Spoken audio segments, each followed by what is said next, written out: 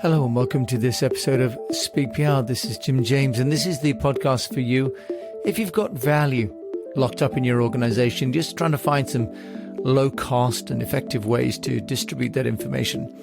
I wanted to talk today about the device in your hand being really the way that you can build your personal brand. I was having a conversation with a businesswoman, an entrepreneur who works in property, and she said that public relations had just seemed altogether too difficult. She tried a few courses and tried buying, for example, a course on Facebook advertising. But it really was all just getting too much and really wasn't getting her noticed. So I wanted to share on this episode just how an individual, an entrepreneur, can use the device in their hand to build their own personal brand. And I'm going to do that just by talking you through